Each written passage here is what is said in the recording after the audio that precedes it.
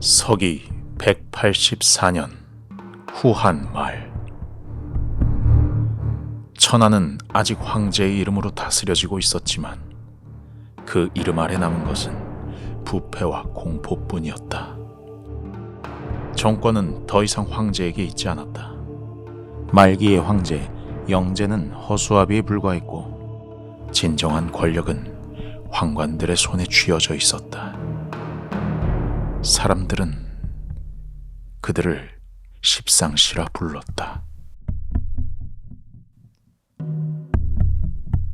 조정의 안과 밖을 제멋대로 오가며 권세를 휘두르던 10명의 황관들은 황제의 명을 빌미 삼아 재물을 긁어모으고 자신들의 권력을 지키기 위해 피를 흘리기를 서슴지 않았다.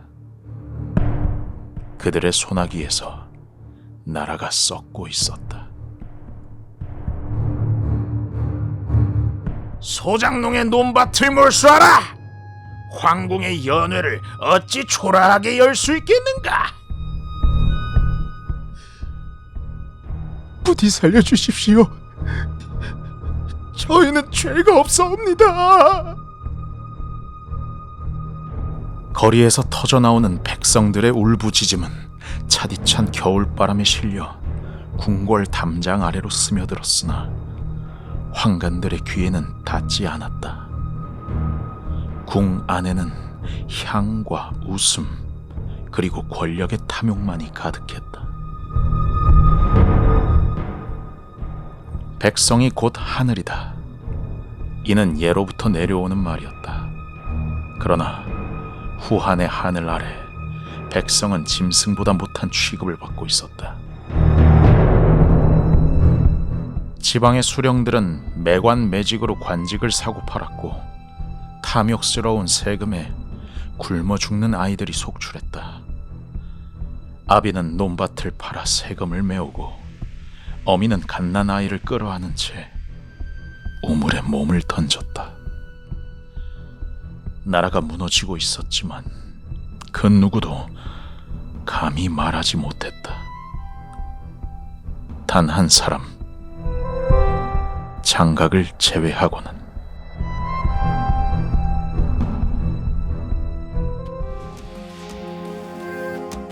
장각은 태평도를 창시한 자로 민중은 그를 교주라 불렀다.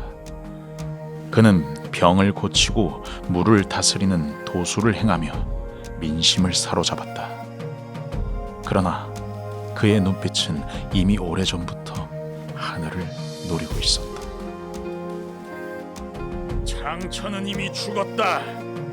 황천이 이를 대신하리라. 후한의 정통성은 이미 사라졌다 고 선언하며 우리 황건이 새로운 하늘의 뜻을 잇겠다 고 선포했다. 그가 외침을 뱉자 수천의 백성들이 땅에 엎드려 통곡했다. 교주님, 우리를 살려주십시오. 더는 못 견디겠습니다. 우린 짐승이 아니옵니다. 아이가 굶고 어미가 죽고 저희가 무슨 죄를 지었단 말입니까? 장각은 눈을 감고 하늘을 향해 손을 들었다. 하늘이 바뀌는 때다. 너희 모두 깨어나리라. 너희가 곧 황건병이다. 그 외침은 피어오르는 불길처럼 민중의 심장을 태워갔다. 그해 봄, 거대한 깃발이 북방에서 솟구쳤다.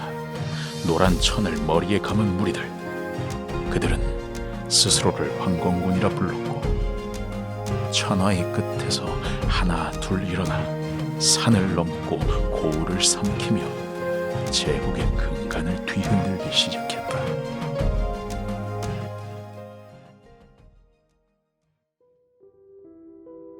궁궐안, 조정은 충격에 휩싸였다.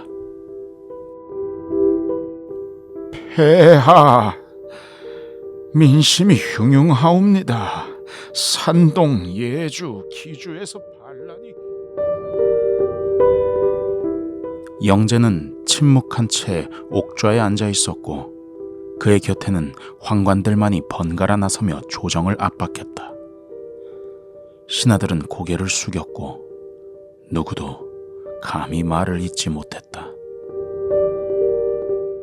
그 침묵 속에서 대장군 하진은 주먹을 꽉 쥐었다. 이 황관들만 제거하면 내가 바로 세울 수 있어. 나라를 다시...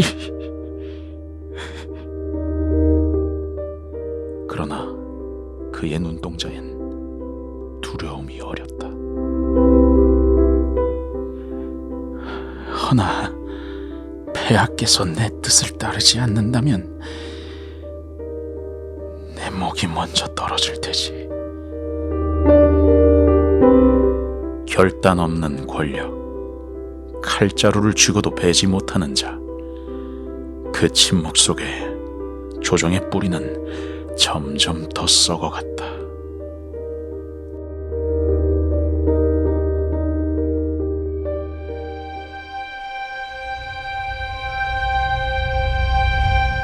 나라가 무너지는 소리는 북소리처럼 먼 하늘에서 울려오고 있었고, 그날 유주 탑군 남쪽에 한 조그만 주막, 바깥에는 눈발이 흩날리고 안에는 촛불 하나가 바람에 흔들리고 있었다.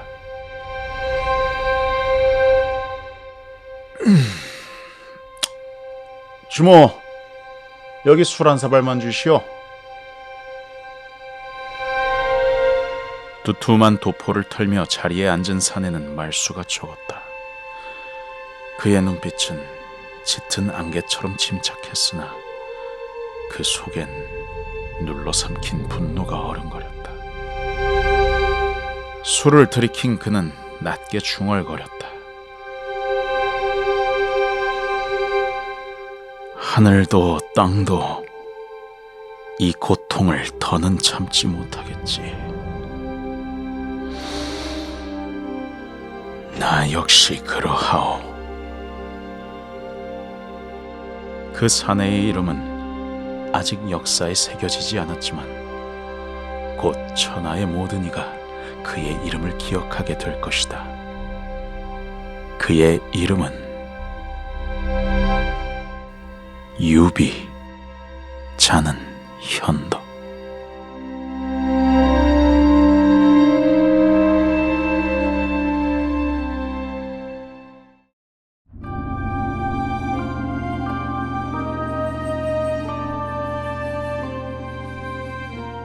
끝모를 부패와 전란의 혹독한 겨울이 물러가고 하늘은 다시 따스한 봄날을 데려왔으나 유주 탁군의 허름한 주막에는 그 기운이 아직 스며들지 못했다.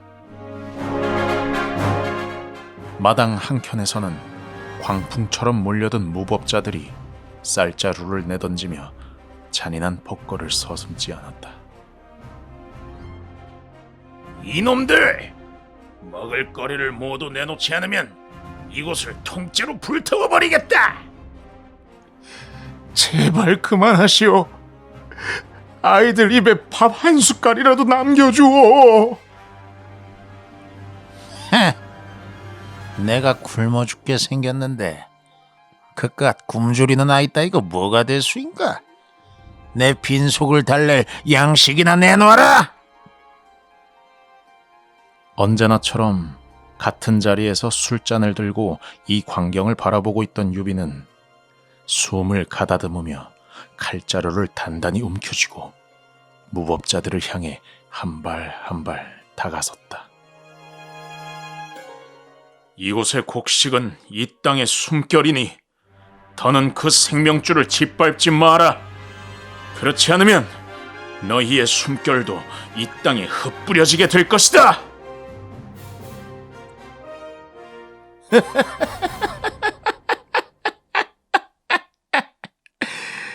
캣님 따위가 우리를 막으리라 생각하나?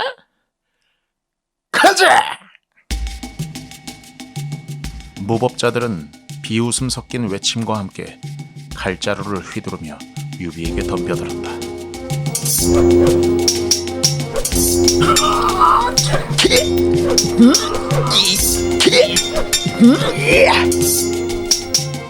제일 앞장서서 오던 자에게 처음 내뻗던 칼끝은 상대의 무차별한 반격 앞에 빗나가고 유비는 겨우 검집을 맞받으며 몸을 비틀었다. 칼자루가 손에서 미끄러져 나뒹굴고 그의 이마에도 땀이 맺혔다. 그때 저 멀리 언덕 너머의 거대한 풍채의 그림자 같은 사내가 천천히 긴 칼자루를 내밀며 다가왔다. 그의 손에 든 무기는 단순한 검이 아니었다. 긴 자루 끝에 매달린 휘어진 칼날은 마치 용의 등뼈를 닮은 굽이진 곡선 위에 푸른 안개가 서린 듯 칼끝을 흔들 때마다 물결치는 옥빛 광채를 뿜어냈다.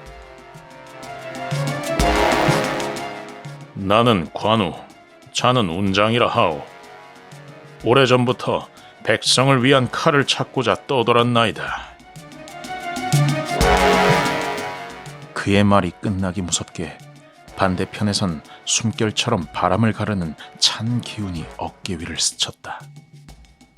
그가 어깨에 들이운 창은 마치 천둥 속을 찍고 내려앉는 번개처럼 날카로워 이미 그 존재만으로도 공기를 떨리게 했다. 내 이름은 장비, 자는 익덕이요. 이 주막은 내 젊음의 기억이 깃든 곳. 이 따스함이 사라진다면 내 삶도 무너질 것이요. 목숨을 걸고라도 이 온기를 지키겠소. 그 말이 채 끝나기 무섭게 관우의 검이 공기를 가르며 적 하나를 무너뜨렸다. 검 끝에 일렁이는 파도의 여운처럼 무법자들의 기세는 단 한순간에 사라졌다. 이어서 장비의 창이 번개처럼 창공을 가르며 돌진하자 남은 자들은 무기를 버리고 도망치거나 무릎을 꿇었다. 순식간에 여관은 다시금 고요를 되찾았다. 덕분에 살았습니다. 정말 고맙습니다. 두 사내는 아무 일 없었던 듯 무언의 여운만을 남긴 채 왔던 길로 다시 발걸음을 돌렸다. 유비는 그들의 뒷모습을 가만히 지켜보았다. 한 사내는 바다를 일으킨 파도의 검격으로, 또 다른 사내는 천둥을 부르는 창끝의 전율로 백성을 지켜냈다. 이들이 내 곁에 있다면 이 땅에 정의의 폭풍을 몰아칠 수 있으리라.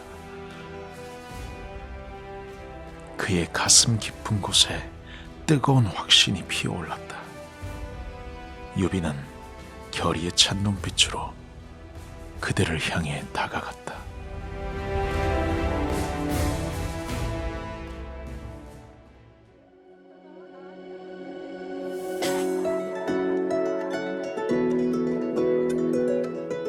새벽 안개가 사라지고 과수원의 복숭아꽃은 눈부시게 피어올랐다. 이슬 머금은 꽃잎은 한 송이의 눈물처럼 반짝였고 부드러운 햇살이 그 위를 어루만졌다. 지난 밤 그대들의 칼끝과 창끝이 교차하며 맺어준 인연이 내게는 더없이 귀했소. 오늘 우리는 칼과 창보다 굳건한 믿음을 피로 새기리라. 관우는 어깨 너머로 등 뒤에 걸린 언월도의 긴 자루를 살며시 움켜쥐며 조용히 말했다. 이 언월도는 달빛을 머금은 파도의 기운이요. 그 빛이 사라지지 않도록 마땅히 따르겠나이다. 장비는 장팔사물을 어깨에 메고 돌며 창날 위에 맺힌 이슬을 바라보았다. 이 사모는 용마저 달아나게 할 분노를 담은 칼날이오. 그 분노로 정의를 세웁시다. 세 사람은 창과 칼을 땅에 꽂고 작은 사기에 피를 모았다. 비록 서로 다른 길을 걸었어도 마지막 숨은 한 줄기 달빛 아래서 함께 머물기를 바라노라. 피는 바다보다 진하고 의리는 산을 이길지니 죽음 앞에서도 굳건하리라. 핏빛 맹세는 복숭아꽃 위에 마지막 붓질을 남기며 천하를 뒤흔들 서막이 되었다.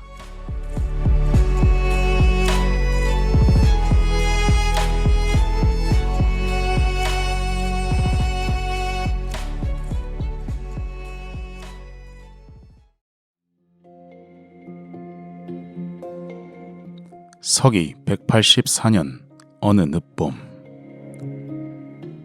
장각 형제가 이끄는 황건적의 봉기는 불과 몇 달 사이 중원 전역으로 번졌다.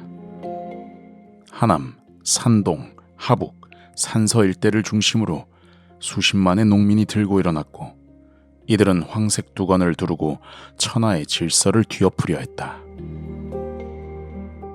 이에 맞서 조정은 관군을 파견하고 지방 호족과 자발적으로 의병까지 동원해 진압에 나섰지만 난세의 불길은 쉽게 꺼지지 않았다. 하남 동부 한적한 시골 마을 근처 늦봄 새벽이었다. 숲속 이슬 내음 속에서 세 형제는 조용히 검을 휘두르고 있었다. 그들은 도원에서 맺은 결의를 가슴에 품고 첫 임무를 앞두고 있었다.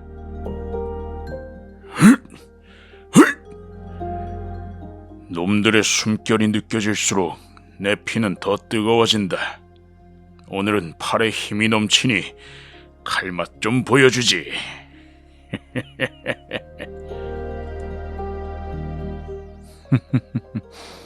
장비, 진정하게. 그 힘을 쓸 곳은 얼마든지 있다네. 형제들이여, 이 전장은 싸움의 시작일 뿐 무기는 날카롭되 마음은 흔들리지 말게나. 새벽빛 사이로 바람이 지나고 나뭇잎 뒤로 뭔가 빠르게 스쳐갔다. 작은 마을에선 닭 우는 소리가 멀리서 들려왔고 어젯밤 남겨진 모닥불엔 아직 미열이 남아 있었다.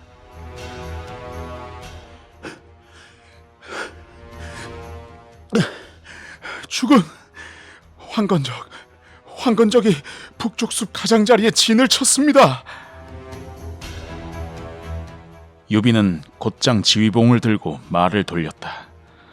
이 작고 고요한 마을 근처에 전쟁의 그림자가 드리우기 시작했다.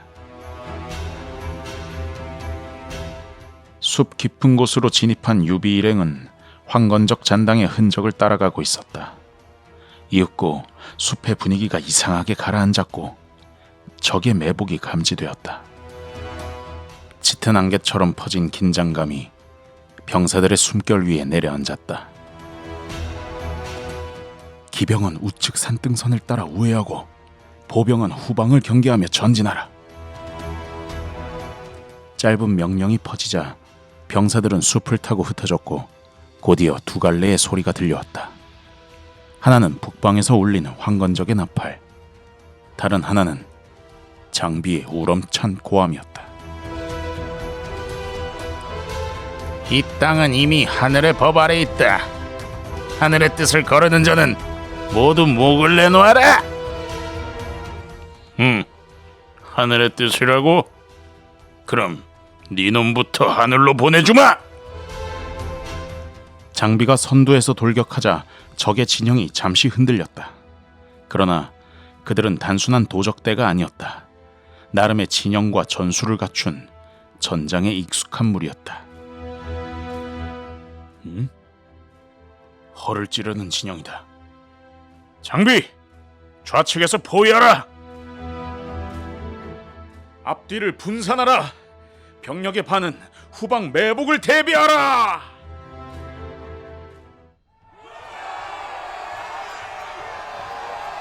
전투는 점점 격화되었다. 황건적은 언덕 위에서 화살을 퍼부었고 아래쪽에서는 쇠창을 든 병사들이 돌진해왔다. 병사들 중 몇몇은 쓰러졌고 전열이 흔들리는 순간도 있었다. 뒤쪽에서 또 적이 옵니다. 매복입니다. 기병은 좌측으로 돌격. 관우는 우익을 맡아라. 장비, 중앙을 돌파하라. 그 순간 관우는 기병을 이끌고 적의 우익을 베어냈고 장비는 산처럼 몰려오던 병사들을 맨몸으로 받아내며 전진했다. 유비는 검을 뽑아 앞장서며 병사들의 사기를 끌어올렸다. 적의 좌익이 약합니다. 그곳을 밀고 나가야 합니다. 좋다. 기회를 놓치지 마라. 저 틈을 벌려라. 전투가 절정을 향해 치닫는 그 순간 황건적 장수 하나가 말을 몰고 돌진해왔다. 그가 노린 건 유비였다. 이놈! 네 놈이 대장이었다. 네 놈부터 쓰러뜨려주마! 그 입 닫고 내 창맛이나 봐라! 쏜살같이 유비의 곁으로 달려온 장비의 창끝이 적장을 꿰뚫었고 그가 말에서 떨어지는 순간 전장은 가벼운 정적에 휩싸였다. 적들은 동요했고 퇴각의 기미가 보이기 시작했다. 지금이다. 전군! 돌격하라!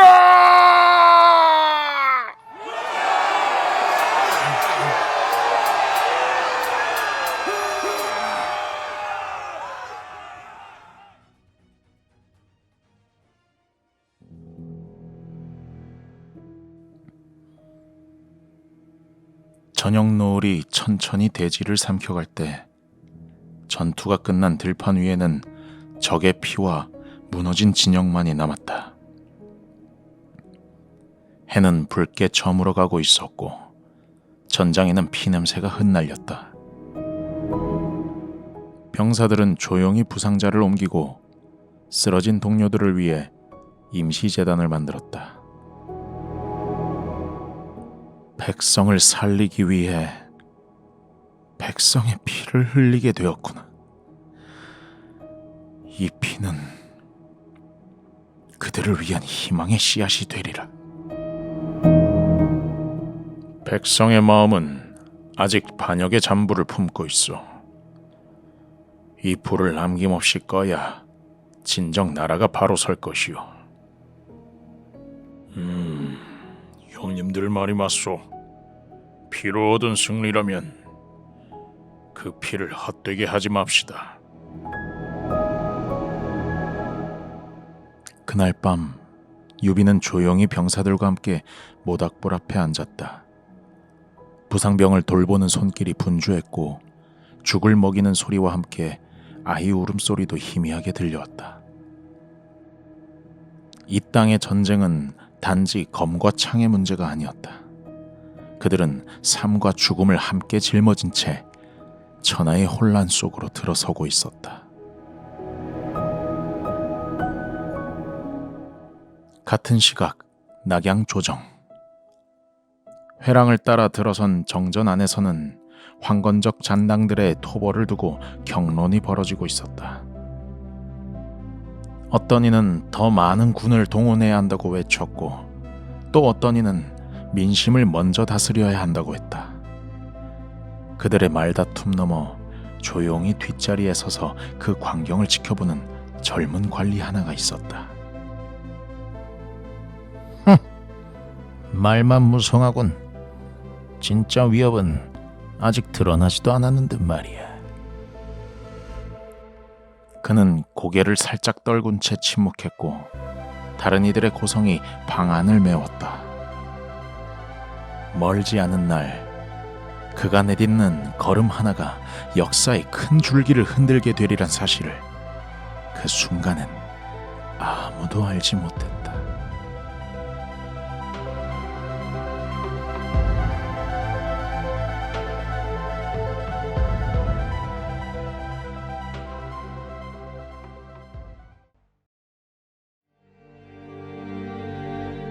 서기 184년 황건적의 봉기는 걷잡을 수 없이 번져갔다. 장각이 창시한 태평도는 하남, 산동, 하북, 산서를 넘어 형주, 양주, 예주, 청주, 유주까지도 그 그림자를 드리웠다. 수십만의 농민이 황건을 두르고 들불처럼 일어났고 천하는 피로 물들기 시작했다. 이에 각지에서 스스로 군을 일으킨 자들이 있었다. 조정의 명을 받은 자, 백성을 위해 칼을 든 자, 야망을 품은 자까지. 그들의 칼끝은 각자의 이유로 황건을 겨누고 있었다.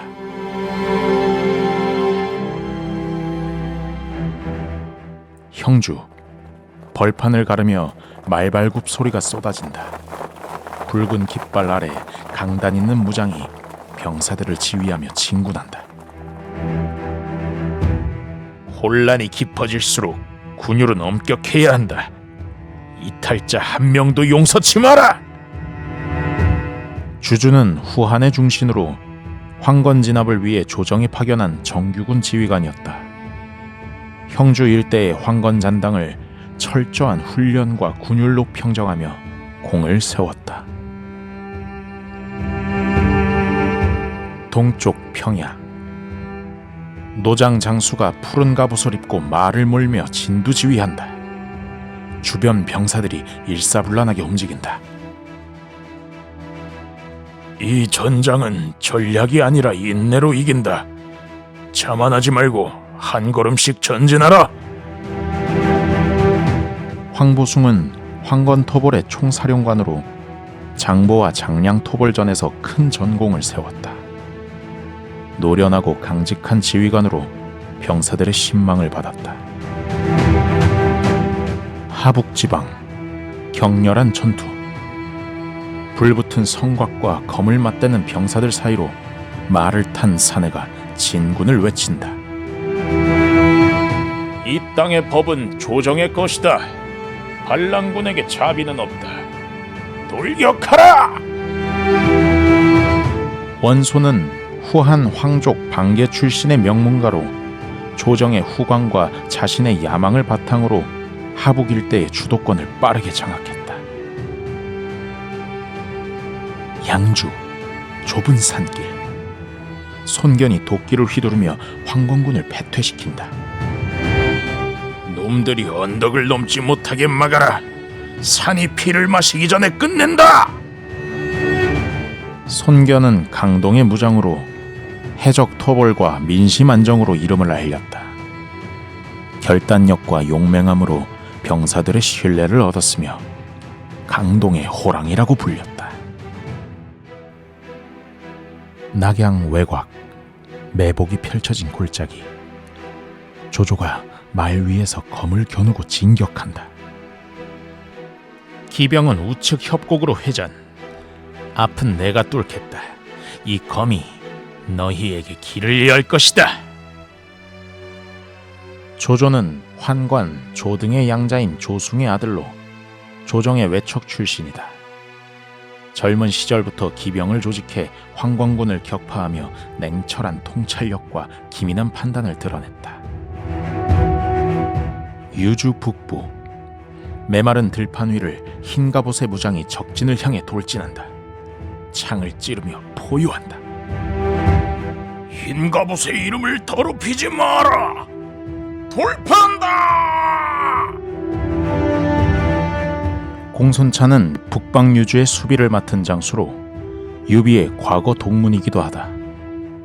백마의장이라 불리는 기병대를 이끌며 북방 유목민과 황건 잔당을 토벌했다. 핏빛 대지 위에 검을 꽂은 자들, 혼란을 등에 업고 이름을 드높인 이들. 그들은 이제 무너져가는 한실의 틈을 가르며 떠오르고 있었다. 천하의 무게는 조정이 아닌 전장에 실리기 시작했고 영웅들의 시대는 그렇게 막을 열고 있었다.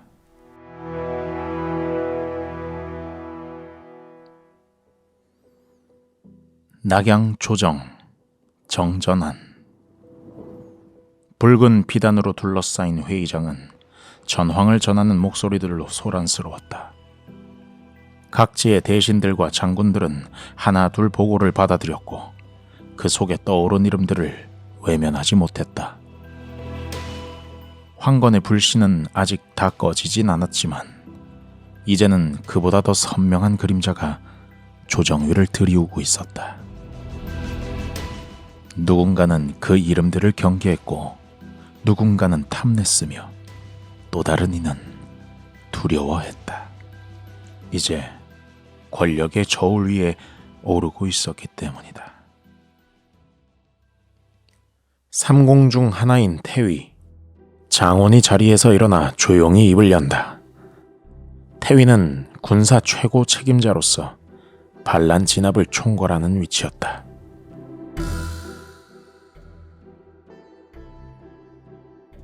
형주의 주준 장군이 완전히 남부를 평정했습니다. 반란군 주력은 회산되었고 백성들도 안정을 되찾고 있다 합니다. 국내관이 황보숭의 전황 보고를 대신 낭독한다. 황보숭 장군은 현재 청주 방면으로 진격 중입니다. 잔당 수교에 장보와 장량의 근거지를 포위할 태세입니다. 그 말이 끝나자 십상시 중 한 명인 조절중이 느릿하게 일어나며 말한다. 황보숭, 주준, 손견, 원소, 공손찬. 이름값이 높아지는 자들이 많아지는군. 조정의 위신이 약해지고 있는 게 아닌가? 대장군 하진이 조절중을 바라보며 말한다. 황후의 오라비로 권력을 잡았지만 전장 경험은 거의 없던 자였다.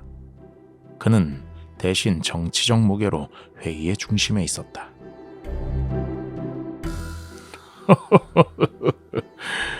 그들은 조정의 이름으로 움직이는 자들이니 오히려 다행입니다. 허나 그 공이 크면 칼도 크다는 것을 명심해야겠지요. 그리고 조절한 자가 낙양 외곽에서 기병을 조직해 황관을 괴멸시켰다는 보고도 있습니다. 조정의 명 없이 움직였다는 점이 의심스럽긴 하지만. 조절중이 웃으며 고개를 끄덕인다.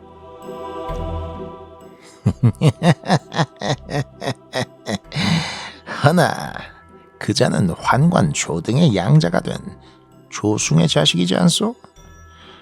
곧 우리의 피부치나 다름없는 인물이라오. 믿고 써야지. 안 그렇소? 응?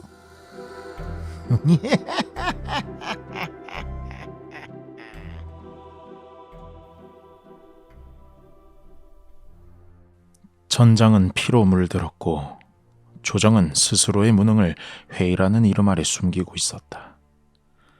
그날 회의장에 올린 언쟁 앞에서 장우는 아무 말도 하지 못한 채 굳은 표정으로 서 있을 뿐이었다. 점차 사라지는 웅성임 속에서 침묵만이 짙어지고 있었다. 황건의 난이 남긴 것은 반란의 불씨만이 아니었다.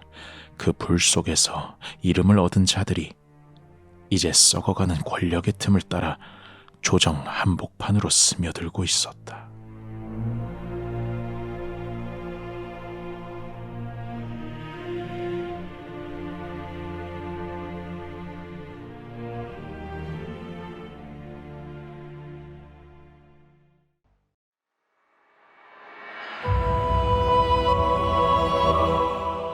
서기 184년 가을,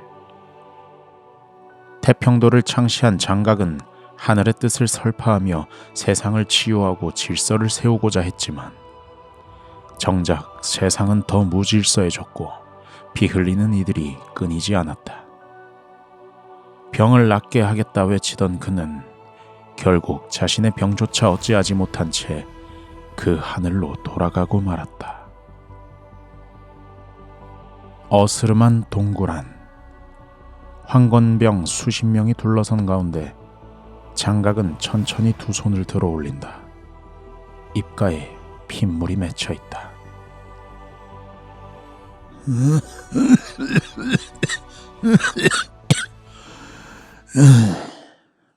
이 몸은 천도로 돌아가리라.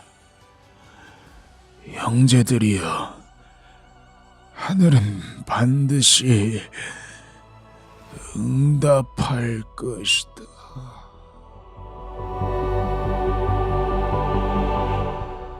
그가 들고 있던 누런 깃발이 툭 떨어진다. 병사들이 무릎을 꿇는다. 그중 일부는 오열한다. 그가 죽자마자 황건군의 중심은 무너졌고 조정은 이를 기회로 삼아 각지로 진압군을 보내기 시작했다. 형주, 산동, 하북 등지에서 전투가 연이어 벌어졌다. 공손찬, 손견, 황보숭 등이 군을 이끌었고 조조는 그중 일부 진영에서 활약했다. 그러나 싸움은 끝이 아니었다. 문제는 싸움이 바깥에서 끝나지 않았다는 것이다.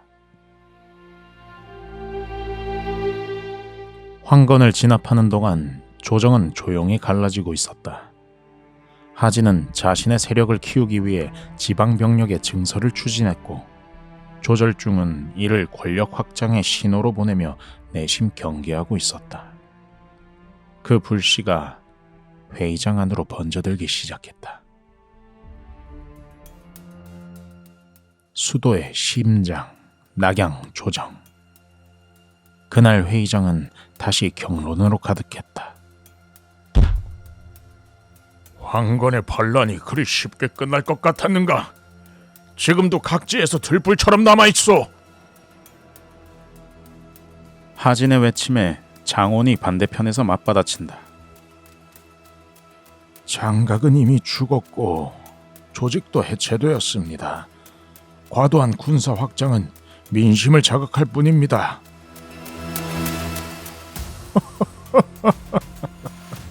지금도 산서와 예주에선 도적이 출몰하고 있고 장부와 장량이 아직 살아있다는 보고도 있어. 병력이 모자라서 진압하지 못하는 현실은 못 본단 말이오. 그 순간 조절중이 조용히 고개를 들었다. 하장군의 뜻은 저희도 충분히 알고 있습니다. 허나 병권이 감찰 없이 풀려나간다면 누구를 향할지 모르는 칼이 되는 법이지요.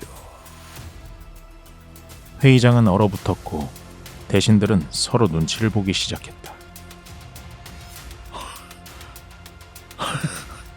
이것 보시오, 조절중. 나는 그저 조종을 지키려는 것뿐이오. 자네는 지금 그조차 맞겠다는 말이오.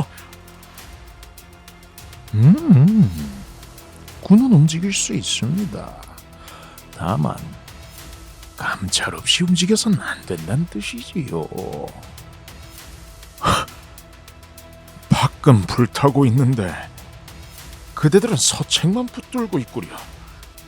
도대체 어느 때를 기다리잔 말이오. 회의는 중단되었고 대신들은 흩어졌다. 장우는 조용히 조절중에게 다가왔다. 하진은 단순한 무장이 아닙니다. 겉으론 조정을 위하는 듯하지만 속으론 제 세력을 키우고 있죠. 이런 말씀 드리긴 조심스럽지만 조정이 조정답게 굴 수 있어야 한다고 생각합니다. 예전엔 말보다 눈치를 앞세우던 자였지요. 그런데 칼을 쥔 뒤론 말이 앞서고 눈은 점점 날카로워졌습니다. 그러니까 더 이상 말로는 안 된다는 겁니다.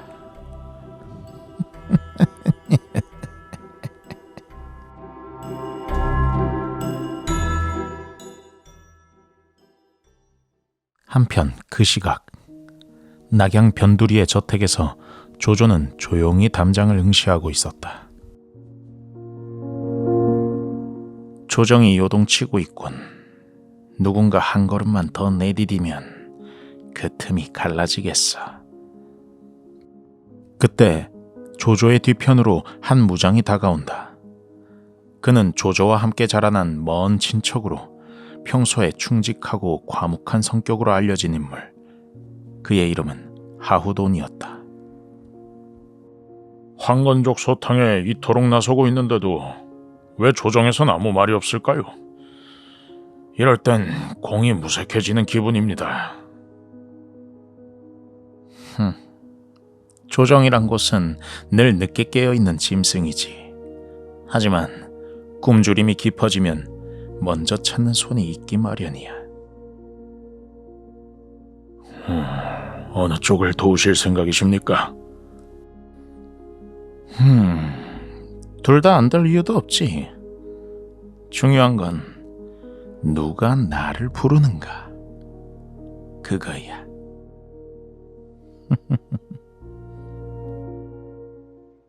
그 무렵 낙양의 대장군부 하진은 조정 대신들이 황건 잔당 진압을 놓고 또다시 결정을 미뤘다는 보고를 받고 있었다.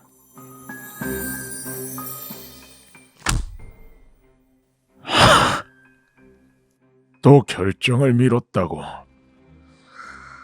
조정 안에 믿고 부를 만한 인물이 하나라도 있었으면 좋을 텐데 다들 눈치만 보고 있으니.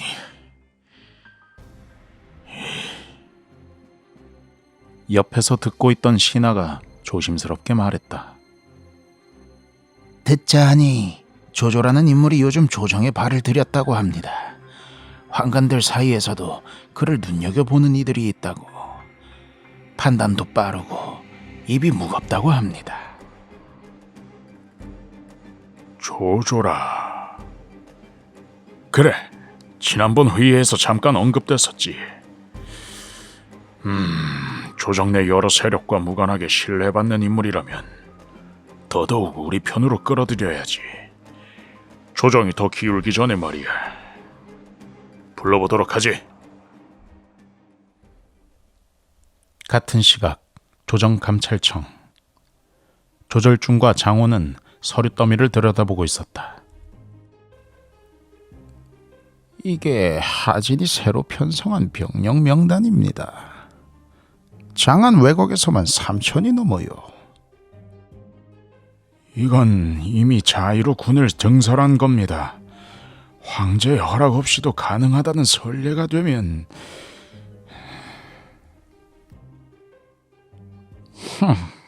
겉으론 황건을 말하지만 속으론 조정을 보고 있군요. 그런 칼날이 조정안을 베는 날이 오질 않길 바랍니다만. 그리고 다시 열린 조정회의. 대신들의 언성이 점점 높아졌다.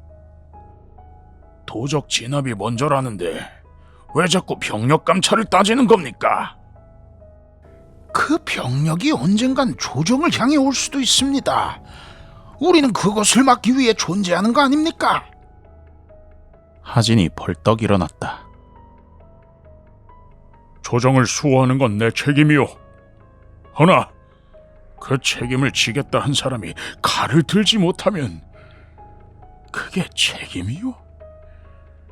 나에게 맡기고 더 이상 막지 마시오. 정적이 흘렀다.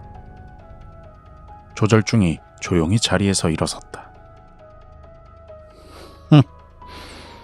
책임을 묻기 위해 감시가 있는 법이지요. 그렇지 않으면 칼을 쥔 손이 무엇을 베고 다닐지 모르는 세상이 옵니다. 하진과 조절중의 눈빛이 교차했다. 조정은 더 이상 조절되지 않았다.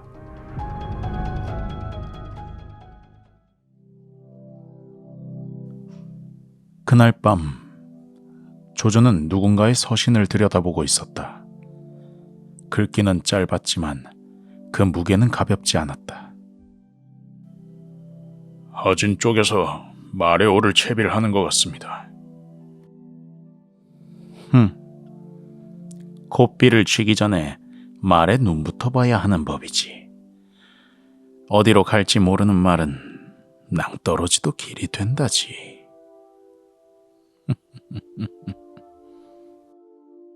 그날 조조는 움직이지 않았다. 하지만 그의 그림자는 조정을 향해 서서히 번져가기 시작했다. 장각의 죽음이 끝이 아니었다. 그의 반란이 남긴 불씨는 낙양 조정 안에서 다시 타오르고 있었다. 힘을 가지려는 자, 막으려는 자, 그리고 그 사이를 걷는 자.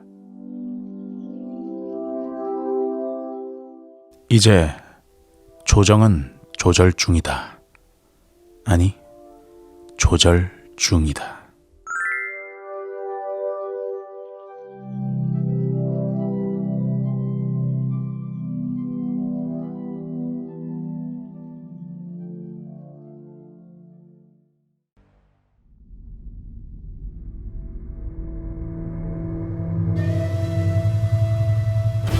서기 188년 겨울, 장각이 죽고 황건의 불길은 꺼졌으나 그 연기는 여전히 조정안을 맴돌고 있었다. 도적을 막기 위한 병권은 이제 도적보다 더 위험한 칼이 되었고, 그 칼을 쥔 자와 그것을 막으려는 자 사이에선 회의만 되풀이되고 있었다. 하진은 반란을 핑계삼아 장수들을 각지에 흩뿌렸다. 그럴싸한 조서로 위장했지만 실상은 병력 확대. 그의 검은 뿌리는 조정 아래로 조용히 퍼져나가고 있었다. 감찰을 맡은 조절중은 그 의도를 눈치챘지만 하진은 힘의 균형을 포기하지 않았다. 명분 없는 칼은 도적, 명분 있는 칼은 신하. 나는 지금 무엇이라 불러야 하는가? 그는 자신이 조정의 중심이 되길 바랬다. 그러나 현실은 그가 입을 열면 황관들은 눈을 굴렸고, 그의 명예에 문관들은 조용히 붓을 들어 눈은 책장 아래로 미끄러질 뿐이었다.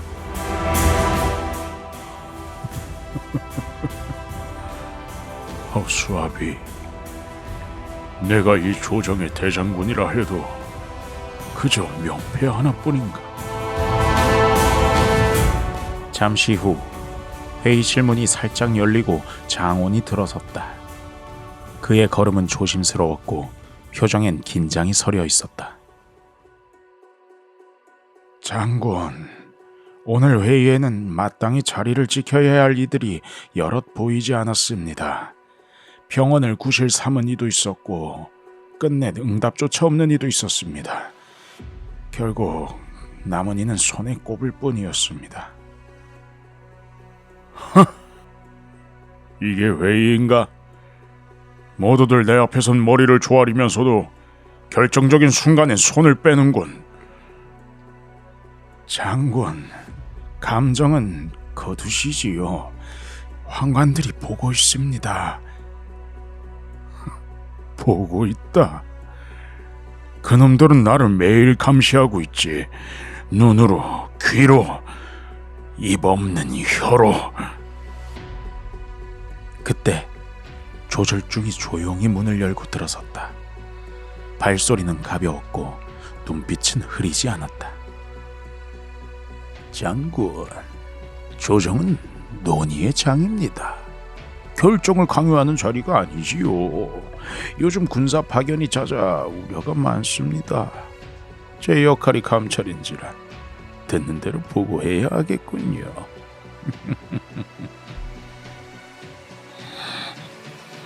그래, 듣는 대로 써서 올려라. 내가 무슨 죄를 지었는지 천자가 보시게. 죄를 묻는 건 제가 아닙니다. 허다 병권은 칼입니다. 칼은 한 손에 있어야 하며 그 손은 조정의 손이어야 합니다. 조정의 손? 그 손에 살이 끼고 피가 흐르는 줄은 아는가? 네가 말하는 조정은 누구냐? 내가 아닌가? 하늘 위의 태양도 가끔은 구름 아래로 내려야 백성이 숨을 쉬지 않겠습니까? 저는 이만 물러가겠습니다.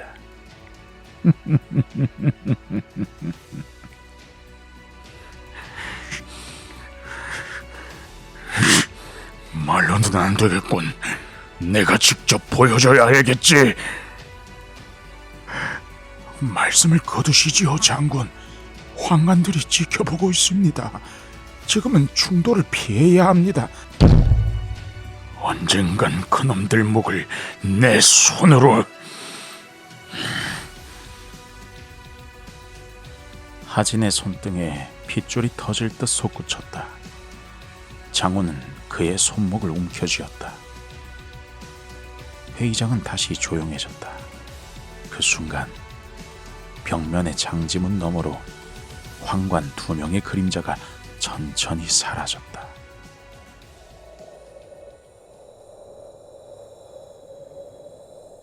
눈발이 거세졌다. 회의가 끝난 직후 조정을 빠져나온 2사람이 후원 깊숙한 곳의 모습을 드러냈다. 황건 진압의 공으로 조정에 들어온 무장 정원과 사대부 가문 출신으로 명망을 등에 업은 문신 원소가 하진의 명을 받아 조정에 머무르고 있었다. 정원은 무장의 성향보단 책략에 능한 자였고 원소는 입신의 조급함을 품은 야심가였다. 둘은 서로 다른 길을 걸어왔지만 지금은 같은 바람 앞에 조용히 서 있었다. 그들의 귓가엔 아직도 방금 전 하진의 언성이 맴도는 듯했다. 장군, 저 병권이라는 칼은 어느새 조정 전체를 삼키려 하고 있습니다. 조정이 이 지경이 된 건 그놈들 십상시 때문입니다. 먼저 칼을 겨눠야 할 곳은 따로 있지요. 하진이든 누구든 그 칼을 쥔 손이 망설인다면 그 피는 조정안이 아니라 백성의 마당에서 흐르게 됩니다. 정원의 눈동자는 창백하게 빛났고 원소는 말없이 하늘을 올려다봤다. 그들의 발 아래엔 쌓인 눈이 조용히 갈라지고 있었다. 그리고 다시 텅 빈 회의장. 회의가 끝나고 대신들은 하나 둘 자리를 떴다. 긴 논쟁의 열기만이 아직 자리에 남아있는 듯했으나 그 중심엔 하진과 장훈 둘만이 침묵을 안고 마주 서 있었다. 2사람의 발치엔 회의용 붓 하나가 쓰러져 있었고 창밖에선 눈이 조용히 쌓여가고 있었다. 하진은 침묵 속에 손을 떨었고 장훈은 조심스레 입을 열었다. 지금의 조정은 균형 위에 아슬아슬하게 놓여 있습니다. 황건과 문신 누구 하나만 겨눠도 균열이 납니다. 장군께서 그 균열을 밀어붙이신다면 결국 칼은 안에서부터 돌아들 것입니다. 장훈, 결국 이 조정은 날 떼어내려는 거겠지. 누이의 오랍이라는 이유로 칼을 들기도 전에 이미 죄를 쓴 셈이야. 밖에서 칼을 빌리는 수밖에 없겠군. 서쪽의 그자, 서량을 움켜쥔 사내. 그 이름을 꺼내야 할 때가 온 건가? 장군께서 염두에 두신 인물이 있다면 그 칼이 조정에 들어오는 순간을 대비하셔야 합니다. 황건 때 공을 세운 그자는 주인의 손을 가리지 않는 칼입니다. 위험한 이름이지요. 장군께서 그를 부르신다면 돌아가라 말할 수 있는 자도 없을 것입니다. 하진은 아무 말 없이 고개를 들었다. 눈빛은 흔들림 없이 지도 위에 꽂혔다. 그 이름을 입에 담지는 않았지만 하진은 이미 그 결심에 도달해 있었다. 그는 회의석을 가로질러 큰 지도를 펼쳐놓은 병판 앞에 섰다. 소량은 아직 조정 손밖에 있지. 그러니 그자를 부르면 누구도 거스를 수 없게 될 거요. 위험한 인물입니다. 단호 하나 통제가 쉽지 않습니다. 통제?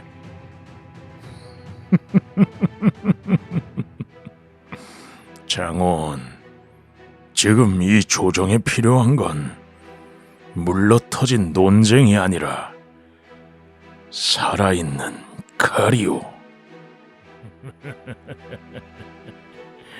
하진은 가볍게 그러나 깊게 웃었다. 그의 눈동자엔 결심이 서려 있었다. 자신의 손으로는 꺾을 수 없는 것을 남의 손으로 자르게 하려는 결심이었다. 그날 밤 서고 어귀엔 촛불 하나가 흐릿하게 타올랐다. 하진은 붓을 들고 오래도록 멈춰 있었다. 소량태수 동탁에게 조정을 구하라. 붓끝은 떨렸고 먹은 짙었다. 글자마다 결의가 박혔다. 하진은 밀서를 접어 봉하고 자신의 인장을 꾹 눌렀다. 이제 말이 아닌 칼이 올 때다. 밤이 깊었다. 말 위에 오른 사신은 두터운 망토를 여미며 서쪽을 향해 달렸다. 그림자 같은 사신 한 명이 천리박 서량을 향해 떠났다. 그를 본 자는 없었다. 그러나 눈발만은 그의 흔적을 덮고 있었다. 그리고 궁궐 깊은 회랑 끝, 어린 유협은 조용히 서 있었다. 누이의 죽음도 황관의 다툼도 모두 조용히 스쳐 지나갔다. 그 아이의 눈엔 어른들의 세상이 너무 시끄럽고 또 조용했다. 사람들은 알지 못했다. 그 눈발 뒤에 다가오고 있는 피비린내 나는 그림자의 이름을.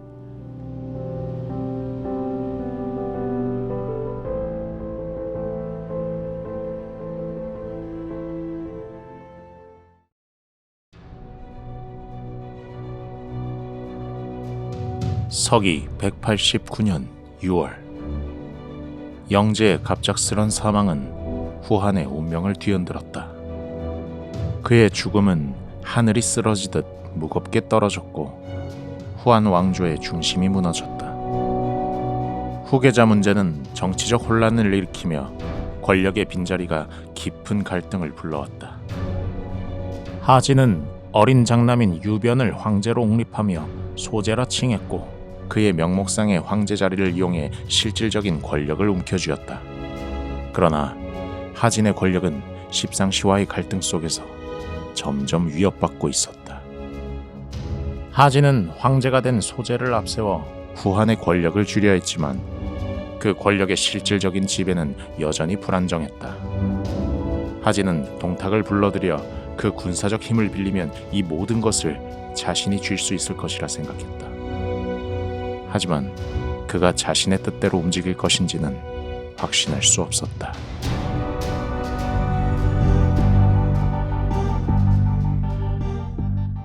하진의 방.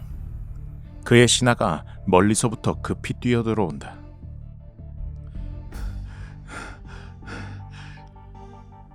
대장군, 황제께서 대장군을 부르십니다. 급히 가셔야 할 것 같습니다. 황제께서? 그럴 리가. 누가 명한 것이냐? 사실대로 고하라. 저도 정확히 알지 못합니다. 하지만 급히 가셔야. 황제께서는 아직 어린 나머지 직접 명을 내릴 수 없을 터 누가 이리 대담하게 나서서 그런 명을 내렸는지 내가 반드시 그자를 밝혀내겠다.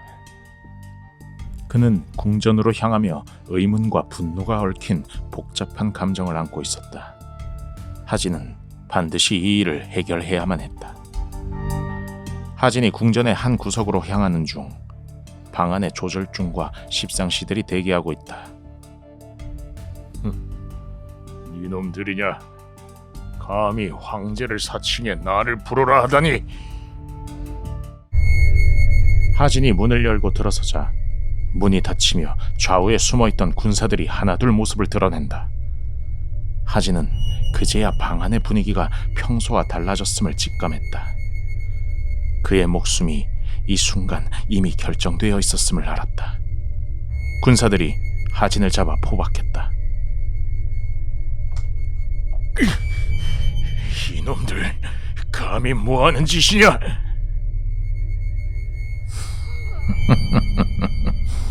대장군, 우리가 대접해줄 때 정도껏 하셨어야지. 이놈들이 감히 나를 배신해? 나는 대장군 하진이다. 황제의 권한이 내 손에 있다. 내가 죽으면 이 나라가 어떻게 될지 생각이나 해봤느냐? 후한의 운명은 내가 쥐고 있는 것이다. 스스로 죽음을 자초할 말만 하는구만. 황제를 멋대로 세우고 모두가 반대하던 동탁이란 자를 궁으로 불러들인 게 누군가? 동탁을 불러들인 것은 내가 후한을 지키기 위한 방법이다. 그가 후한을 지탱할 군사력을 제공할 것이다. 이는 국가를 위한 황제의 결정이야. 그래. 너는 항상 그렇게 변명만 하지. 황제를 이용해 자신의 권력과 군사를 쥐려 하지 않았는가? 니놈들은 무엇이 다른가? 너희가 부정부패를 일삼으며 백성을 괴롭힌 것은 이미 모두가 알고 있다. 내 자리를 넘본다고? 내가 죽으면 후한은 또다시 너희들처럼 무책임한 세력들에게 휘둘려 혼란에 빠질 것이다. 무슨 명분으로 나를 죽인단 말인가? 명분? 네 놈은 말이 너무 많아. 하진은 마지막 힘을 다해 소리쳤지만 그 소리는 그의 목숨을 앗아가는 칼날에 묻혔다. 방 안의 어둠 속 창가에 비친 그의 그림자는 점차 흐려지며 강렬한 반항의 흔적만을 남겼다. 그림자는 한때의 뜨거운 불꽃처럼 빛났지만 서서히 사라져가며 그 흔적도 더 이상 보이지 않았다. 하진의 죽음은 낙양을 어두운 그림자로 덮었다. 후한의 정치적 중심이 흔들리며 백성들 사이에서는 불안과 두려움이 커져만 갔다. 권력의 공백은 민심을 흔들었고 모든 것이 혼란 속에 놓인 상황이었다. 그러나 동탁의 군대가 낙양으로 다가오면서 일부 백성들은 그가 후한을 구할 인물이라 믿으며 그에게 희망의 불씨를 붙였다. 하진이 죽었단 말인가? 그럼 이제 누가 이 나라를 지킬 거지? 그러게, 나라가 이렇게 혼란스러운데 후한을 지킬 자가 있을까? 동탁의 군대가 낙양에 온다고 하던데 과연 그가 우리를 구할 수 있을까? 그럼 동탁이 서량태수로서 얼마나 강력한 군사를 이끌고 있는지 모르는 거야? 그렇지만 군사들은 언제나 위험한 법이지. 그가 권력을 잡으면 우린 또다시 그 속에서 고통받지 않을까? 그나마 동탁이라도 나서지 않으면 이 나라엔 질서가 없잖아. 지금처럼 십상시들이 하던 대로라면 우리 백성들은 모두 굶어 죽을지도 몰라. 백성들 사이에서 동탁에 대한 두 가지 감정이 충돌하고 있었다.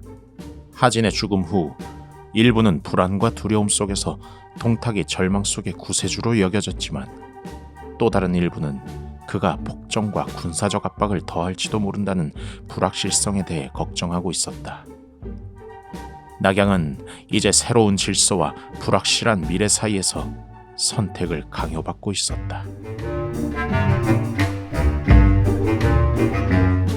하진의 죽음이 낙양을 휩쓸고 있을 즈음 낙양 성곽 위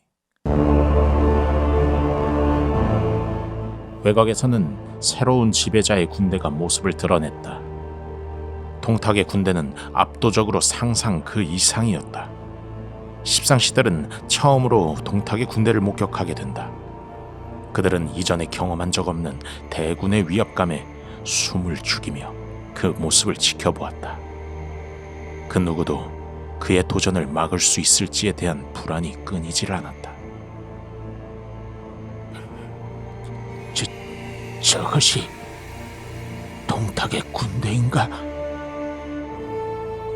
저렇게 많은 군대가 수십만은 돼 보인다. 이건 우리가 감당할 수 있는 숫자가 아니야. 다가오는 군사가 우리를 삼켜버릴 거야. 이대로라면 우리가 끝날 것이다. 십상시들은 성곽 위에서 그 무서운 군세를 목도했다. 군대는 끝이 보이지 않았고 그 규모는 낙양을 완전히 압도하고 있었다. 그들은 이 광경을 보며 점점 말을 잃었다. 그 어느 누구도 그 앞에서 저항할 힘이 없다는 것을 알았다. 서량태수 동타, 조정을 구하라는 황제의 명을 받들어 낙양에 도착했어.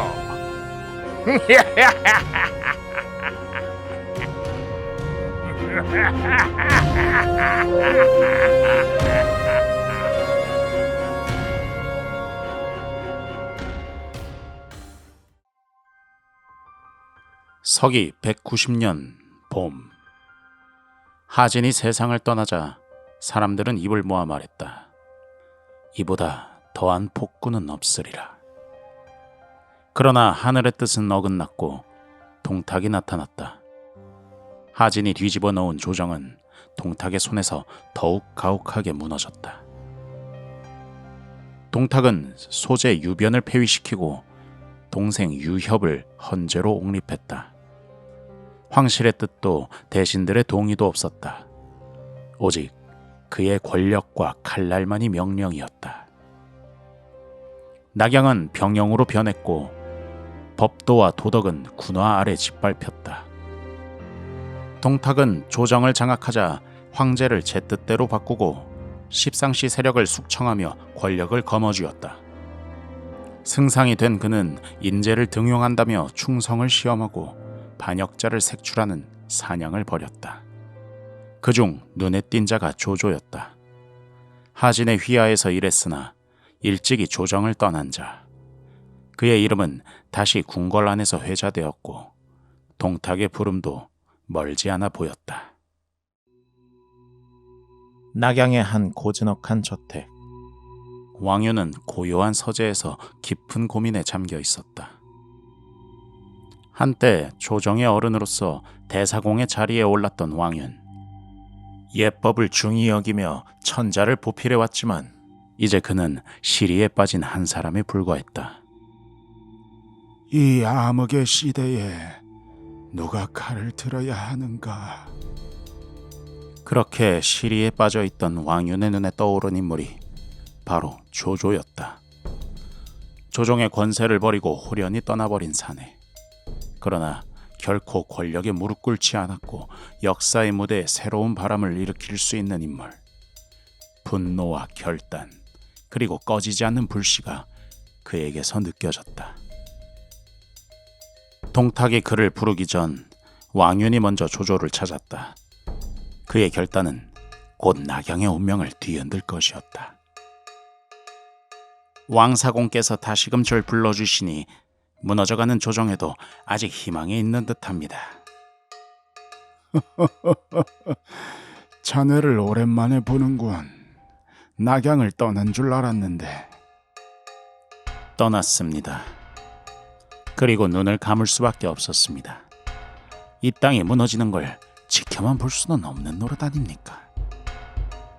헌데 이 늦은 밤에 절 부르신 이유가 무엇이옵니까? 자네에게 부탁이 있네.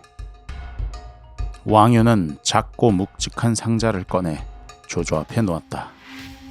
조조가 천천히 뚜껑을 여니 어둠 속에서 찬란히 빛나는 검 한 자루가 드러났다.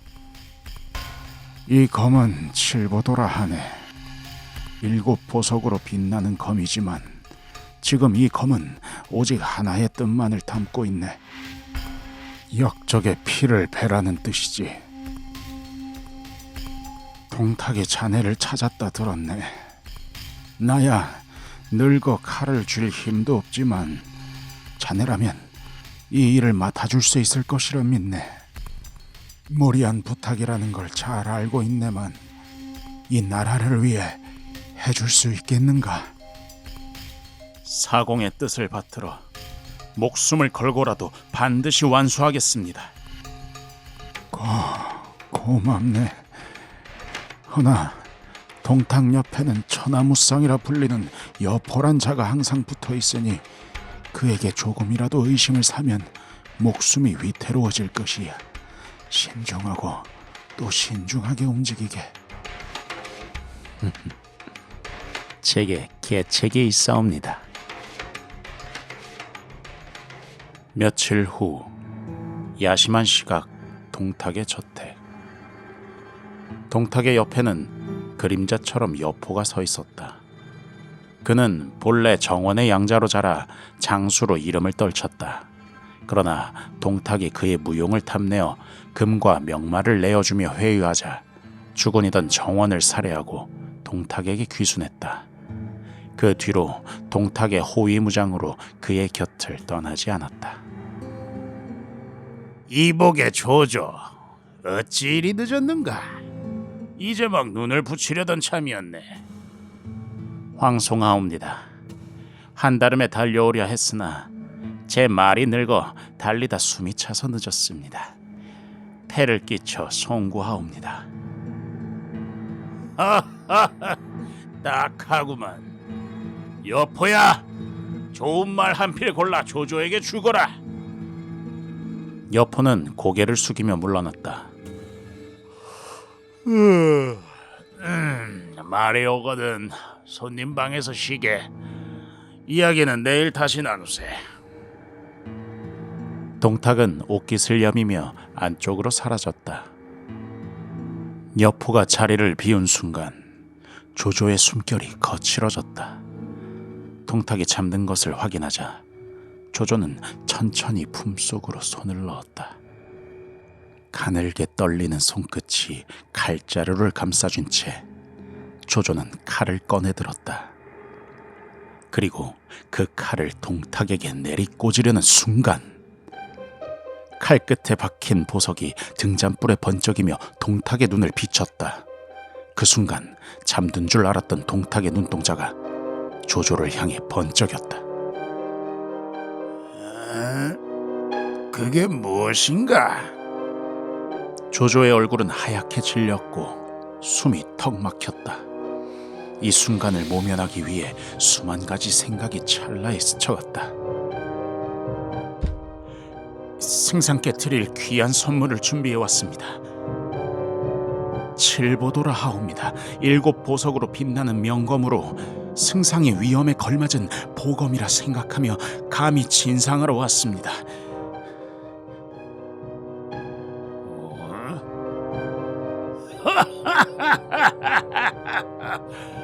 과연 귀한 물건일세. 정말 마음에 드는구만. 때마침 여포가 말을 끌고 오는 소리가 들렸다. 저는 이만 물러나겠습니다. 조조는 여포의 눈길조차 마주치지 못한 채 급히 말을 타고 나갔다. 여포는 이를 수상히 여겨 동탁에게 다가와 물었다. 지금 승상께서 들고 계신 그 검이 무엇입니까? 이거 말인가? 조조가 내게 아주 귀한 칼을 선물했네. 허나 조조가 승상께서 주무시는 동안에 칼을 뽑아든 채 진상한다니 수상하지 않습니까? 게다가 그는 저와 눈도 마주치지 못하고 급히 말을 타고 떠났습니다. 동탁은 잠시 머리를 굴리더니 조조의 시선을 떠올렸다. 곧 조조가 자신을 해치려 했다는 것을 직감하고 외쳤다. 그놈을 당장 잡아오너라. 이 검으로 갈기갈기 찢어버리겠다. 여포가 급히 쫓아나갔지만 조조는 이미 성문을 벗어나 달빛 아래로 사라지고 있었다. 조조는 천하를 등지고 반역자의 길에 들어섰음을 깨달았다. 그 길 위에는 헤아릴 수 없는 시련과 역경이, 그리고 운명처럼 피할 수 없는 시험들이 그를 기다리고 있음을 예감했다.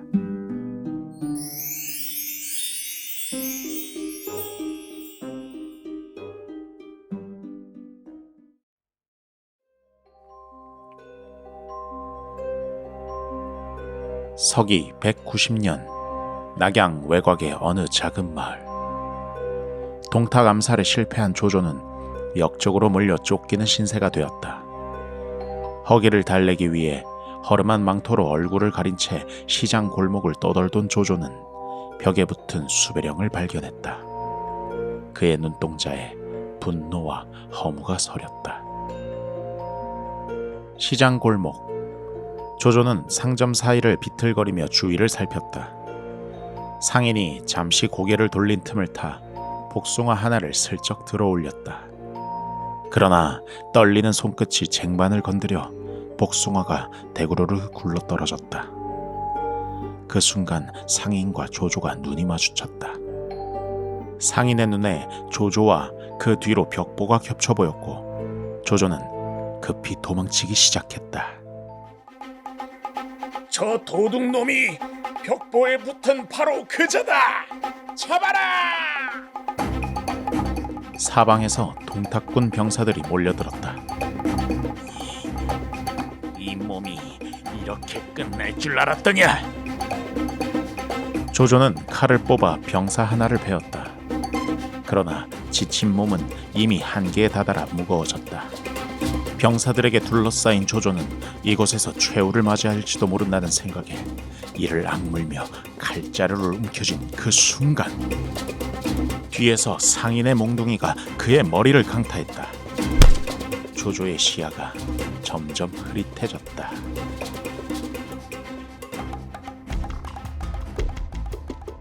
조조는 포박된 채 오간에 누워 있었다. 그 앞에는 낙양 태위부의 하급 관리로서 병권을 다루는 진궁이 서 있었다. 진궁의 얼굴에는 고민과 갈등이 서려 있었다. 태위부의 호부를 가진 도망자라. 네 놈이 조조구나. 무슨 생각으로 그런 짓을 저질렀단 말이야. 내가 역적이라니. 오히려 동탁이야말로 황실을 유린하는 역적이 아니더냐. 나는 그 폭군을 처단하려 한 자다. 날 그 같은 도적과 같게 취급하지 마라. 진공은 칼자루를 움켜쥐며 잠시 조조를 노려보았다. 그러나 이내 그의 눈빛이 흔들렸다. 그의 오간으로 한 걸음 내디디며 칼끝을 조조에게 겨눴다. 조조의 숨이 순간 멎는 듯했다. 그러나 진공은 그 칼을 거두어 조조의 포박을 풀며 무릎을 꿇었다. 주군이여, 나 또한 이 부패한 조정을 구할 길을 고민만 하던 자였습니다. 그런데 그대의 기계와 담대함을 보고서야 희망을 보았습니다. 목숨을 바쳐서라도 그 뜻을 함께 이루고 싶습니다. 부디 저를 거두어 주시옵소서. 그러나 자네의 가족과 명예는 어찌하겠는가? 이 길은 험난하다. 그대의 모든 것을 버려야 할지도 모르네. 사내 대장부가 나라를 구하는 대업에 어찌 두려움이 있으리까? 가족 또한 이 몸의 길이라면 피하지 않을 것입니다. 오직 주군께 충심을 다할 뿐입니다. 이튿날 조조와 진공은 말을 타고 시골길을 하염없이 달리고 있었다. 진공은 긴장한 얼굴로 조조를 바라보았다. 주군, 도대체 어디로 가시는 겁니까? 내가 믿고 의탁할 수 있는 유일한 곳으로 가는 중일세. 그곳이 어디입니까? 길가에 외진 저택이 모습을 드러냈다. 조조는 말에서 내려 문을 두드렸다. 그러자 진궁은 식은땀을 흘리기 시작했다. 주인장, 이 몸은 패곡초연 조승의 아들 조조라 하오. 마침 먼 길 나섰다 잠시 쉬어갈 곳이 마땅찮아 이 고을에 들르게 되었소. 부디 하룻밤만 머물러 몸을 추스릴 수 있도록 허락해 주시오. 진궁은 깜짝 놀라 숨을 죽였다. 문이 삐걱이며 열리고 백발의 노인이 모습을 드러냈다. 그 노인은 조조를 보자마자 환하게 웃으며 맞았다. 조승? 자네가 그 자의 아들이라니. 어서 들어오시게. 조조와 진궁은 여백사의 집안으로 몸을 숨겼다. 여백사는 하인들에게 따뜻한 밥과 술을 내오라며 반갑게 맞았다. 이 은혜는 평생 잊지 않겠습니다, 어르신.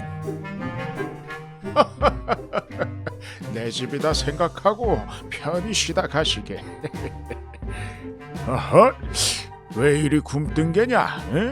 먼 길 오시느라 시장을 터 어서 음식부터 내오거라. 여백사는 허기진 두 사람에게 음식을 급히 대접했다. 하인이 상을 들고 들어온다. 술은 어디 있는 게냐? 주인 어르신께서 어제 다 드셨다 하지 않으셨는지요? 어? 내가?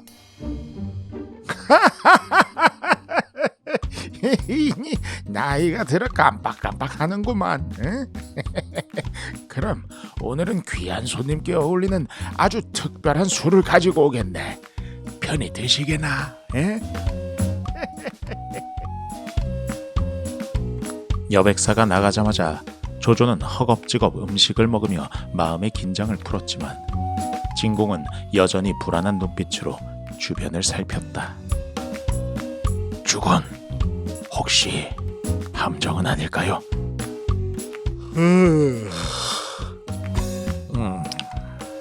자네는 의심이 너무 많아. 잠이 너무 부족하여 예민한 게 아닌가? 응? 어르신을 보아하니 호인 중에 호인일세. 걱정 말고 잠에 들게나. 조조와 진공은 식사를 마친 뒤 곧 잠에 들었다.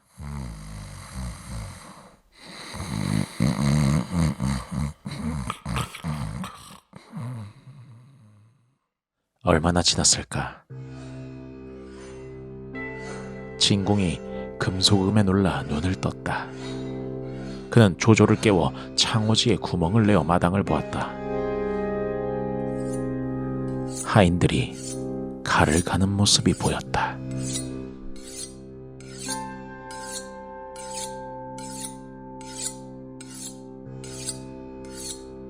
주건, 뭔가 수상합니다.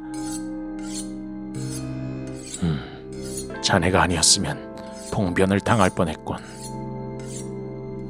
조조는 칼자루를 움켜쥐었다. 방문이 삐걱 열리자 조조는 주저없이 칼을 뽑아 하인들을 베었다. 짧은 비명과 함께 피가 튀었다. 진공 역시 도망치는 다른 하인들을 베어 넘겼다. 이어서 집안을 수색하던 진공은 주방 앞에 멈춰 서 있는 조조에게 다가갔다. 그 안에는 돼지 한 마리가 묶여 있었다. 돼지를 잡으려던 것이었단 말인가? 주건, 이 일을 어찌하면 좋겠습니까? 이미 이렇게 된 이상 망설일 시간은 없다. 즉시 떠나자. 집 밖으로 나오자마자 멀리서 여백사가 나귀에 술독을 매단 모습으로 나타났다. 어? 자네들과 한잔하려 돼지를 잡던 참인데 어딜 가시는 겐가? 조조는 눈빛이 싸늘하게 식었다. 칼날이 번쩍이며 여백사의 가슴을 관통했다. 여백사는 놀란 표정으로 쓰러지며 말없이 숨을 거두었다. 죽은 은인에게 이럴 수는 없소. 집안에서 우리가 한 짓을 보면 어찌 되겠는가? 이 일이 최선이다. 하늘이 보고 있거늘 두렵지 않소. 내가 천하를 쳐버릴지언정 천하가 나를 쳐버리게 하진 않겠다. 진공은 조조의 눈빛을 바라보았다. 그 눈빛은 마치 칼끝에 맺힌 이슬처럼 서늘했고 그 안에는 인간의 도리를 초월한 냉정함과 목적을 향한 집념이 숨어 있었다. 이제부터 따르려는 길이 어떤 피와 시련으로 얼룩질지 진공은 예감할 수 있었다. 이미 그는 돌아갈 수 없는 강을 건넜다.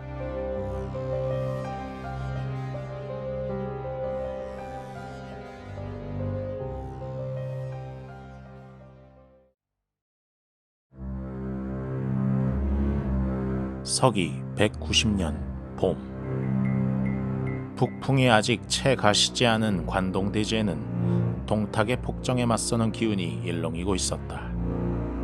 낙양은 여전히 동탁의 철권 아래 시름을 앓았고 제후들은 저마다의 야망과 두려움을 안고 명분을 찾는 나날이었다. 조조는 동탁 암살에 실패한 뒤 낙양을 빠져나와 잠적했다. 그는 진공과 함께 여백사의 집을 떠나 황급히 몸을 숨겼다가 패국으로 돌아와 아버지의 지원 아래 병사들을 모으며 세력을 키웠다. 그러나 그가 아무리 병력을 모은다 한들 천하의 이목은 여전히 각지의 군웅들에게 쏠려 있었다. 그는 깨달았다. 난세를 꿰뚫는 통찰로 자신의 이름만으로는 아직 역부족임을 알아차렸다. 대업을 일으키려면 이름 높은 자를 앞세워야 세상이 움직일 것임을 실감했다. 그의 시선은 곧 북방의 원소에게로 향했다. 조조는 곧장 원소의 진영을 찾았다. 두 사람은 이미 예전부터 관직에서 친분을 맺은 사이였다. 공께서는 천하의 인망이 높으시니 연합군을 조직하여 천하의 제후들을 불러주시길 청하옵니다. 동탁의 흉악한 무리를 토벌치 않고서는 한시를 다시 일으킬 길이 없을 것입니다. 이 일의 적임자는 원소공밖에 없사옵니다. 하늘이 준 기회로다. 내가 대의를 선포하리라.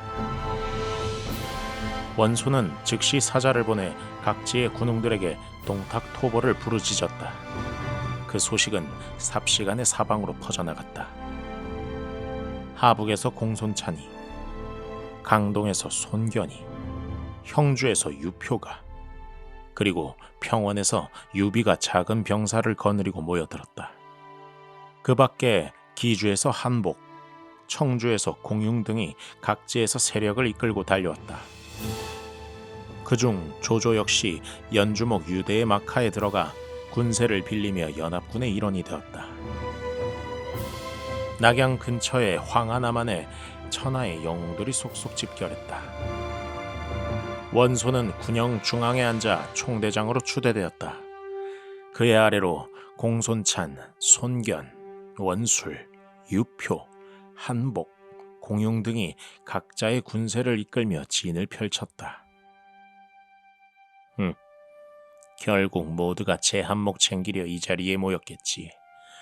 하지만 이 혼란 속에서 기회를 잡는 자는 따로 있을 것이다. 동탁 측도 이에 맞서 여포를 비롯해 방어군을 배치하였다.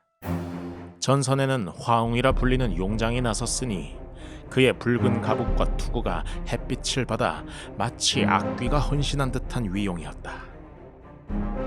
그는 홀로 연합군의 진영 앞으로 다가와 도발하기 시작했다. 한심한 오합지졸들이 머릿수만 믿고 까부는구나. 너희 같은 쓰레기들은 내 발끝에도 미치지 못한다. 감히 황제에게 칼을 겨누겠다니 제 분수도 모르고 덤비는구나. 연합군은 그의 기세에 눌려 전진이 멎었다. 이에 연합군 지도부는 첫 싸움에 사기를 북돋기 위해 보상금을 내걸었다. 저 원숭이 놈을 배워오는 자에게 황금 1000냥을 내리겠다. 그 소리에 몇몇 장수들이 도전했지만 피만 뿌리고 쓰러졌다. 화옹에게 도전했다가 단칼에 베어 넘겨지는 장수들의 모습에 연합군 장수들은 모두 침을 삼키며 시선을 외면했다. 원소의 책사 중 한 명인 장막이 원소에게 조심스럽게 말한다. 주군, 이러다 군심이 무너지겠소이다. 연합군 체면이 안 서는구만. 저 화옹의 목을 가져올 자 더 없느냐? 이 광경을 구석에서 관망하던 장비가 한숨을 쉬며 유비에게 말한다. 에이, 형님, 연합군엔 겁쟁이들만 가득합니까? 제가 나가서 화옹의 목을 베어오겠습니다. 안 된다, 장비. 지금은 많은 귀인들이 지켜보는 자리이니 예를 갖추어야 한다. 함부로 혈기를 앞세우면 큰일을 그르칠 수 있느니라. 그때였다. 진중 구석에서 묵묵히 무기를 점검하던 사내 관우가 앞으로 나섰다. 제가 저 화옹의 목을 따오겠소이다. 에? 그대는 누구인가? 평원현령 유비 휘하에 있는 미천한 몸 관우라 하옵니다. 원소의 옆에서 같이 듣고 있던 그의 사촌 원술이 못마땅하게 바라보며 나섰다. 에? 평원의 유비? 어디 이름도 없는 촌놈이 이런 중대한 자리에 끼려 하는가? 썩 물러가라!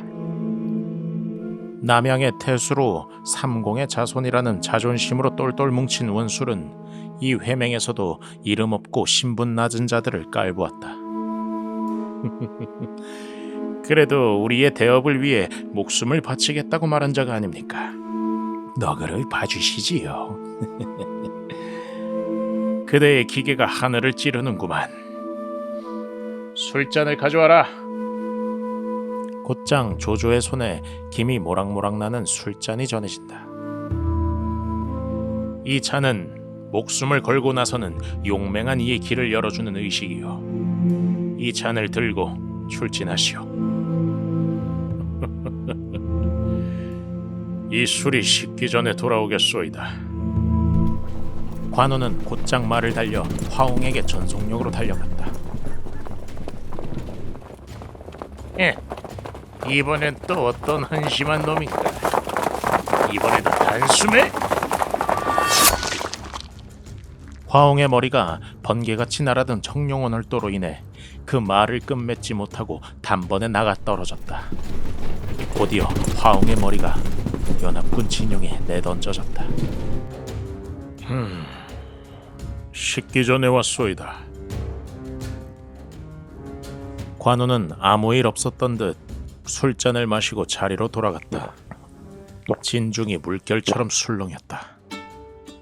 관우의 이름이 처음으로 천하에 울려 퍼지는 순간이었다.